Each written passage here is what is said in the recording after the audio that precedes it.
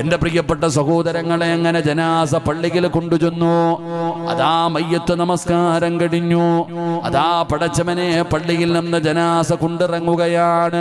ആ ജനാസ ഇനി പള്ളിപ്പറമ്പിലെ ഖബറിലേക്ക് കൊണ്ടിറങ്ങുകയാ. ഖബറിലേക്ക് കൊണ്ടുപോകാ. പള്ളിയിൽ നിന്ന് ജനാസ ഇറക്കുമ്പോ ആ ഖബർസാനിലേക്ക് ഇറക്കുമ്പോൾ ആ ഖബറിനകത്തല്ല, ഖബർസാനിലേക്ക് ജനാസ ഇറക്കുമ്പോ ആ ജനാസ ഒരാളുടെ സംസാരം കേൾക്കുകയാണ്. ആ ജനാസ ഒരാളുടെ സംസാരം കേൾക്കുകയാണ്. ആരാണ് മയ്യത്തിനോട് സംസാരിക്കുന്നതെന്നറിയുമോ? ഖബർ സംസാരിക്കുമെന്ന് നബി മുഹമ്മദ് മുസ്തഫ സല്ലല്ലാഹു അലൈഹി വസല്ലമ തങ്ങൾ പറയുകയാണ്. പള്ളിപ്പറമ്പിലെ ഖബറുണ്ടല്ലോ, പള്ളിപ്പറമ്പിലെ ഖബറുണ്ടല്ലോ, ആ ഖബർ സംസാരിക്കുകയാണ്. എല്ലാവരോടും സംസാരിക്കുമടോ. സിറാജിന് നാവുള്ളതുപോലെ, നിങ്ങൾക്ക് ഓരോരുത്തർക്കും നാവുള്ളത് പോലെ ഖബറിന് നാവുണ്ടെന്ന് നബി മുഹമ്മദ് മുസ്തഫ സല്ലല്ലാഹു അലൈഹി വസല്ലമ തങ്ങൾ പറയുന്ന ഖബർ സംസാരിക്കുന്നുണ്ടോ? കേൾക്കാത്തത് നമ്മുടെ പോരായ്മയാണ്. എല്ലാവരോടും ആരെല്ലാം പള്ളിപ്പറമ്പിൽ പോകുന്നുണ്ടോ, ആരൊക്കെ സിയാറത്തിന് പോകുന്നുണ്ടോ, ആര് പള്ളിപ്പറമ്പിൽ പോയാലും ഖബറാ മനുഷ്യനോട് സംസാരിക്കുമെന്നാണ്. ആ ചിന്തയൊന്നും നമുക്കില്ലല്ലോ. നമുക്ക് ഖബറിനെ കുറിച്ച് അറിയില്ലല്ലോ. നമുക്ക് കളിയാണ്, തമാശയാണ്.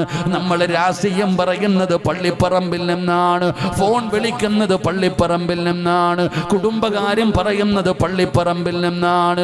എന്നാ ഖബറിനെ കുറിച്ച് നിനക്കറിയുമോ? ഖബറെന്നു കേട്ടാൽ തൽക്ഷണം ഞെട്ടേണ്ടതാ, കണ്ടാലുടൻ വാ വിട്ടു നീ കരയേണ്ടതാ.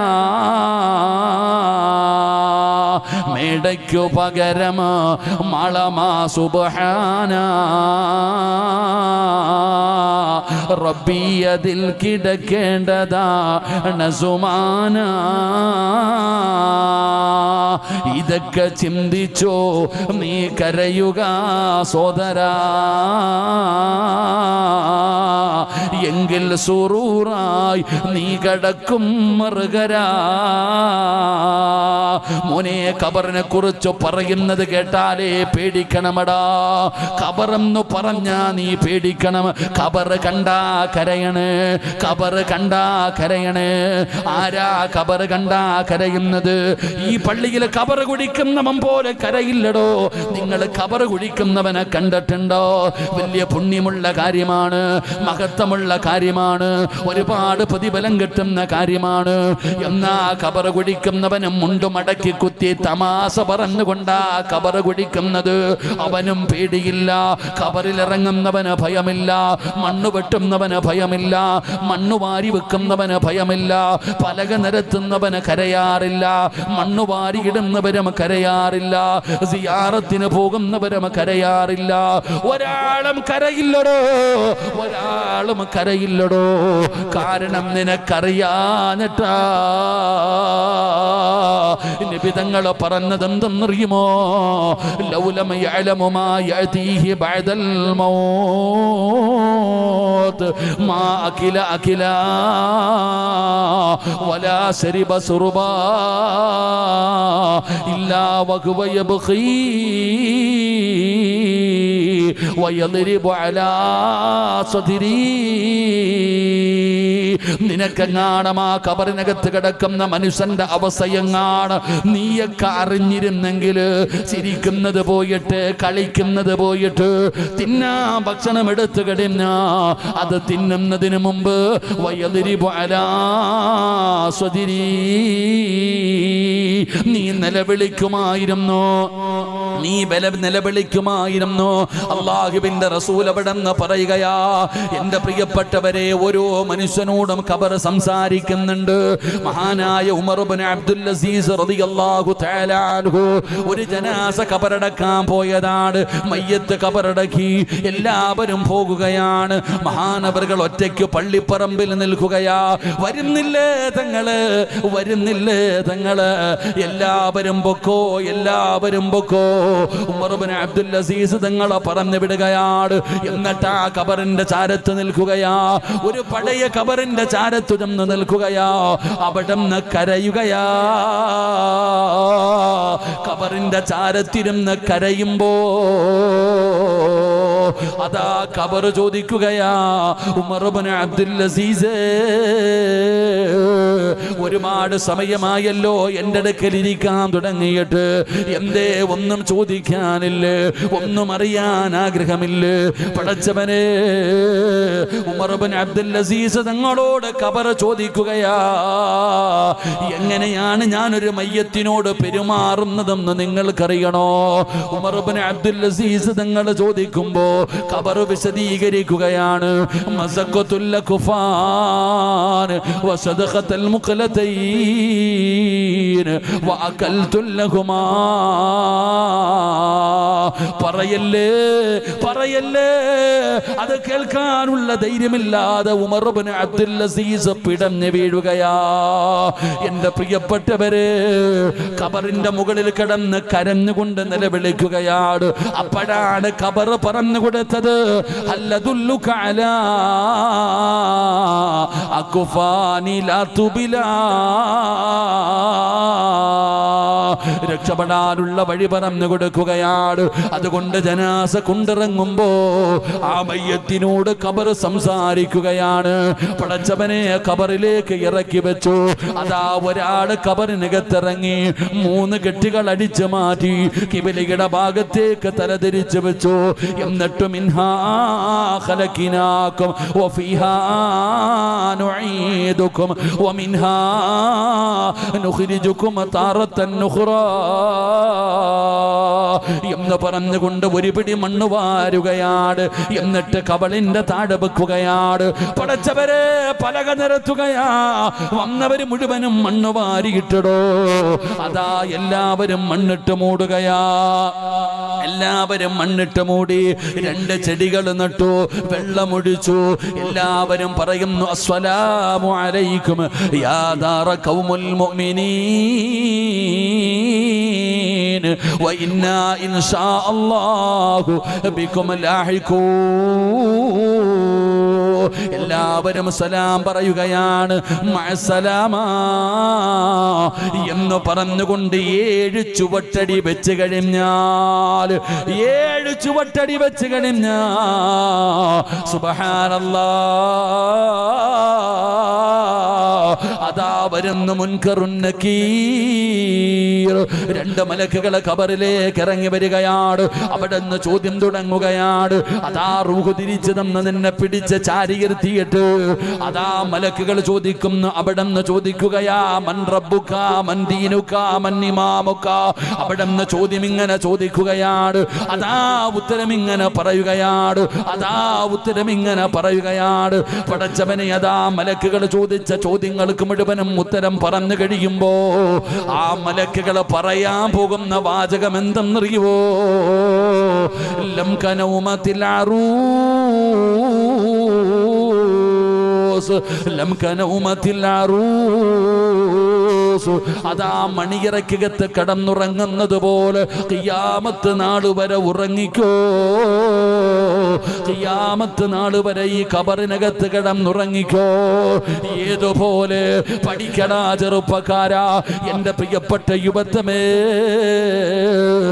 എങ്ങനെയാ കിടന്നുറങ്ങാൻ പറയുന്നത്? അതിരാത്രിയിൽ ഒരു പെണ്ണ് കിടന്നുറങ്ങുന്നത് പോലെ, മണിയറക്കകത്തൊരു ചെറുപ്പക്കാരൻ കിടന്നുറങ്ങുന്നത് പോലെ ഖിയാമത്ത് നാൾ വരെ ഇതിനകത്ത് കിടന്നുറങ്ങിക്കോ. ലം കനൗമത്തിൽ അറൂസ്. ഫിർദൗസ് എന്ന് മലക്കുകൾ പറയുമെന്ന് നബിതങ്ങൾ പറയുമ്പോ എന്തിനാണ് അങ്ങനെ പറയുന്നതെന്നറിയുമോ? പടച്ചവനെ, പുതിയ പുതുമണവാട്ടിയും പുതുമണവാളനും അവരെ കിടന്നുറങ്ങുന്നത് പോലെ ഉറങ്ങാ പറയാറുള്ള കാരണം എന്താ? പടച്ചവനെ, കല്യാണം കഴിഞ്ഞ് മണവാട്ടിയും മണവാളനും അതാ ബെഡ്റൂമിനകത്ത് കയറി കഴിഞ്ഞാൽ, അവരുടെ മണിയറയ്ക്കകത്ത് കയറി കഴിഞ്ഞാ പിന്നെ പറയും, ആരും അവരെ ശല്യം ചെയ്യല്ലേ. കുട്ടികളോട് പറയും, അങ്ങോട്ട് പോകരുത്, അവരുടെ ആദിരാത്രിയാണ്, അവര് സന്തോഷത്തോടെ ഇരിക്കട്ടെ, അവര് ജീവിതം തുടങ്ങുകയാണ്, അവരെ ശല്യം പോലും ചെയ്യാൻ പാടില്ല എന്ന് പ്രായമുള്ള ഉമ്മമാര് പറയുമായിരുന്നു. പടച്ചവനെ, അത് പണ്ടായിരുന്നടോ, അതൊക്കെ പണ്ടായിരുന്നടാ ചെറുപ്പക്കാരാ.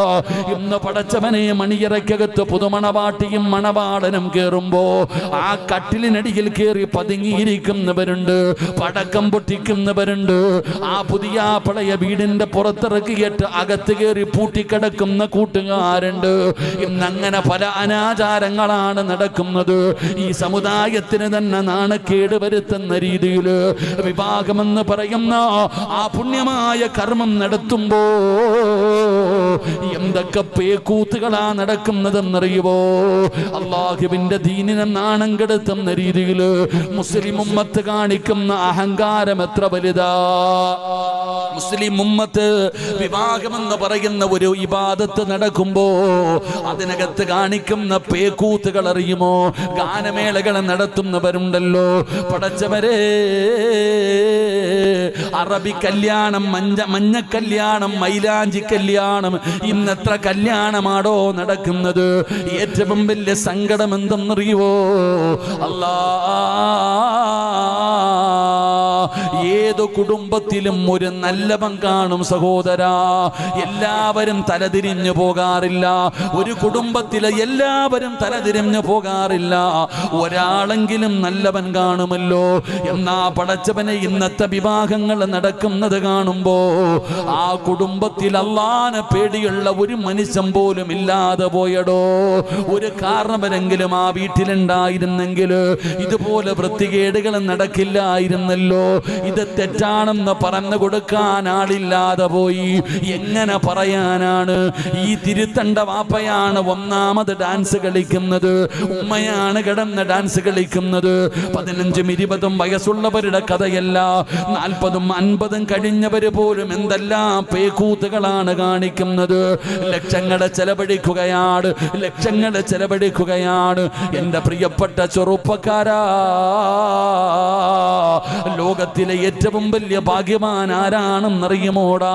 കൊട്ടാരമുള്ളവനല്ല, അധികാരമുള്ളവനല്ല, സമ്പത്തുള്ളവനല്ല മോനെ. ലോകത്തിലെ ഏറ്റവും വലിയ ഭാഗ്യവാൻ ആരെന്നറിയുമോ? അല്ലാഹുവിന് ഭയമുള്ള ഒരു പെണ്ണിനെ കിട്ടുന്നവനാടാ ലോകത്തിലെ ഏറ്റവും വലിയ ഭാഗ്യവാൻ.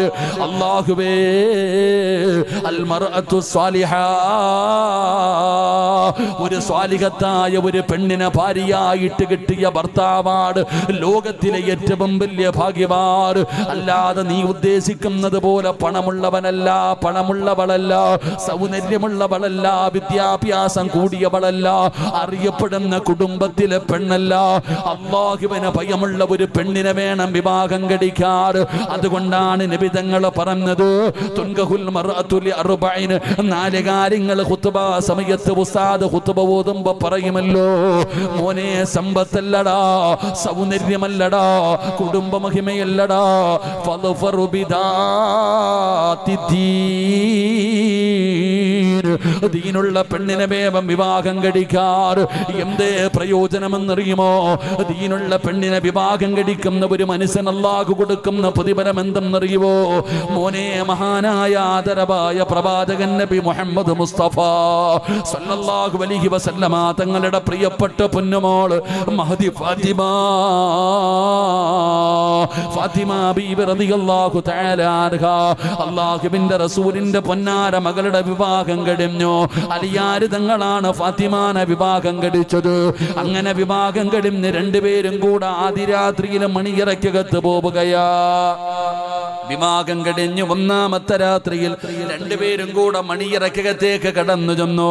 അലിയാർ തങ്ങൾ സന്തോഷവാനാണ്. കാരണം ഫാത്തിമയെ വല്ലാത്ത ഇഷ്ടമായിരുന്നു, ഫാത്തിമയോട് വല്ലാത്ത സ്നേഹമായിരുന്നു. ഫാത്തിമ ബീവി അലിയാർ തങ്ങൾ പ്രണയിച്ചാണ് വിവാഹം കഴിച്ചതെന്ന് പറയരുത്. എന്റെ ചെറുപ്പക്കാരോട് പറയുന്നു, വേണ്ടടാ മോനെ, പ്രണയ വിവാഹം വേണ്ടടാ മോനെ, അത് നല്ലതല്ലടാ. അതുകൊണ്ട് നിനക്കൊരിക്കലും സമാധാനമുണ്ടാകില്ല. അല്ലെങ്കിൽ പ്രണയിച്ച് വിവാഹം കഴിച്ചവരോട് നീ ചോദിച്ചു നോക്ക്. ഇന്ന് പ്രണയമൊന്നുമില്ലല്ലോ, എല്ലാം അഭിനയമാണല്ലോ, എല്ലാം പറ്റിക്കലാണല്ലോ. എന്റെ പ്രിയപ്പെട്ട യുവത്വത്തോട് ഞാൻ പറയുകയാ, അല്ലാഹുവിന്റെ റസൂലിന്റെ പൊന്നാര മകളുടെ വിവാഹം കഴിഞ്ഞു. അലിയാർ തങ്ങളും ഫാത്തിമ ബീവിയും മണിയറയ്ക്കകത്ത് കയറി. അതാ പടച്ചവനെ, അലിയാർ തങ്ങൾ റൂമിന്റെ വാതിലടയ്ക്കുകയാണ്. പടച്ചവനെ സന്തോഷം കാരണം രണ്ടുപേരും പുതുജീവിതത്തിലേക്ക് കടക്കാൻ പോവുകയാണ്. അങ്ങനെ വീടിനകത്ത് കത്തിച്ച് വെച്ചിരുന്ന വിളക്കിന്റെ തിരിയങ്ങ് താഴ്ത്തുകയാ. അലിയാർ തങ്ങൾ വിളക്കിന്റെ തിരിയങ്ങ് താഴ്ത്തുമ്പോ സുബ്ഹാനല്ലാഹ് വസമിഅനാ സൗതൻ ഹനീനാ, ഒരു തേങ്ങല് കേൾക്കുകയാ, ഒരു കരച്ചലിന്റെ ശബ്ദം കേൾക്കുകയാ. എവിടെയാ മണിയറയ്ക്കകത്ത്, എവിടെയാ മണിയറയ്ക്കകത്ത്? അലിയാർ തങ്ങൾ പെട്ടെന്ന് വിളക്കിന്റെ തിരിയങ്ങ് കൂട്ടുകയാണ്. ചെന്ന് നോക്കുമ്പോ ഫാത്തിമ എന്ന അല്ലാഹുവിന്റെ റസൂലിന്റെ പ്രിയപ്പെട്ട പൊന്നുമോള് മണിയറയ്ക്കകത്തിരുന്ന് കരയുകയാ. അലിയാർ തങ്ങൾ ചോദിച്ചു, ഫാത്തിമ എന്തിനാ നീ കരയുന്നത്? എന്നെ ഇഷ്ടമായില്ലേ ഫാത്തിമ? ഞാനൊരു പാവപ്പെട്ടവനായത് കൊണ്ടാണോ ഫാത്തിമ? അല്ലാഹുവിന്റെ റസൂലിന്റെ പൊന്നാര മകളോട് സങ്കടത്തോടെ അലിയാർ തങ്ങൾ ചോദിക്കുമ്പോ ഫാത്തിമ പറഞ്ഞു, അലിയേ, നിങ്ങളെ കൊതിക്കാത്ത പെണ്ണുങ്ങളുണ്ടോ അലിയേ? പിന്നെ എന്തിനാ നീ കരയുന്നത്? ഫാത്തിമ എന്ന അല്ലാഹുവിന്റെ റസൂലിന്റെ വാപ്പ വളർത്തിയ മകള് പറഞ്ഞ മറുപടി എന്താ? അലിയേ, ഈ മണിയറക്കകത്ത്, ഈ റൂമിനകത്ത് കത്തിച്ച് വെച്ചിരുന്ന വിളക്ക് നിങ്ങൾ പെട്ടെന്ന് അണച്ചപ്പോ ഇതിനകത്ത് വല്ലാത്ത ഇരുട്ട് വന്നു, ഇതിനകത്ത് വല്ലാത്ത ഇരുട്ട് വന്നു. ഈ ഇരുട്ട് കണ്ടപ്പോ എനിക്ക് ഓർമ്മ വന്നത് എന്തെന്നറിയുമോ അലിയേ? ഇപ്പൊ നിങ്ങൾ എന്റെ കൂടെയുണ്ട്, എന്നാ എന്നെ കൊണ്ടുപോയി കബറിനകത്ത് ഇറക്കി വെച്ച് മണ്ണിട്ട് മൂടിയിട്ട് എല്ലാവരും പിരിഞ്ഞു പോകുന്ന രാത്രി ഉണ്ടല്ലോ, ആ രാത്രിയിൽ എന്ത് ഇരുട്ടായിരിക്കും അലിയേ? കബറിനകത്ത് വല്ലാത്ത ഇരുട്ടായിരിക്കുമല്ലോ. അത് ഓർമ്മ വന്നിട്ടാണ് കരയുന്നത്. അലിയാർ തങ്ങൾ ചോദിച്ചു, ഫാത്തിമ ഇവിടെ ഇരുന്നിട്ട് കരയുകയാണോ ഫാത്തിമ? ഇതാതിരാത്രിയാണ്, ഇത് നമ്മുടെ മണിയറയാണ്. ഈ മണിയറയ്ക്കകത്തിരുന്നിട്ട് ഖബറിനെ കുറിച്ച് പറയുകയാണോ? എന്തേ ഫാത്തിമ മണിയറയ്ക്കകത്തിരുന്ന് കരയുന്നത്? കരയല്ലേ ഫാത്തിമ? അലിയാർ തങ്ങൾ പറയുമ്പോ ഫാത്തിമ ബീബി റളിയല്ലാഹു തആല അൻഹ പറഞ്ഞ മറുപടി എന്തെന്നറിയുവോ? അലിയേ, മണിയറ ദുനിയാവിലല്ല, മണിയറ ഒരുക്കേണ്ടത് ദുനിയാവിലല്ല. ഈ മേപ്പാടിയിൽ ഒരുമിച്ച് കൂടിയ ചെറുപ്പക്കാരോട് പറയുകയാ, എടാ മണിയറ ഒരുക്കാൻ 5 നയാ പൈസ നീ ചെലവഴിക്കരുത്. എവിടെയാണ് മണിയറ ഒരുക്കേണ്ടതെന്നറിയുവോ? അൽ ഖബറു അവ്വലു മൻസിലിൻ മിൻ മനാസിലിൽ ആഖിറ. മോനെ, ഒരാള് ഖബറിനകത്ത് രക്ഷപ്പെട്ടാൽ ബാക്കിയുള്ള സ്ഥലങ്ങൾ മുഴുവനും രക്ഷപ്പെടുമല്ലോ. ആരെങ്കിലും ഖബറിൽ പരാജയപ്പെട്ടാൽ ബാക്കിയുള്ള സ്ഥലങ്ങൾ മുഴുവനും പരാജയപ്പെടുമല്ലോ. മോനെ, എവിടെയാണ് മണിയറ ഒരുക്കേണ്ടത്? നിങ്ങളുടെയൊക്കെ ജനാസ ഖബറടക്കുന്ന പള്ളിപ്പറമ്പുണ്ടല്ലോ, ആ പള്ളിപ്പറമ്പിലെ ഖബറിനകത്താ. ആ ഖബറിനകത്ത് വരുന്ന മലക്കുകൾ നിന്നോട് പറയണം, ലം കനൗമത്തിൽ അറൂസ്, പുതിയാപ്പള കിടന്നുറങ്ങുന്നത് പോലെ ഉറങ്ങിക്കോ. പുതുമണവാട്ടി കിടന്നുറങ്ങുന്നത് പോലെ ഖിയാമത്ത് നാൾ വരെ കിടന്നുറങ്ങിക്കോ. അതുമാത്രമല്ലടാ ചെറുപ്പക്കാരാ, ഒരു വാതില് തുറക്കുകയാ, ഒരു വാതില് തുറക്കുകയാ. ഏത് വാതിലെന്നറിയുമോ? ലഹും ജന്നാതുൻ തജ്രി മിൻ തഹ്തിഹൽ അൻഹാർ. പാലരുവികളും തൂവനരുവികളും ഒഴുകുന്ന പടച്ച റബ്ബിന്റെ സ്വർഗമുണ്ടല്ലോ.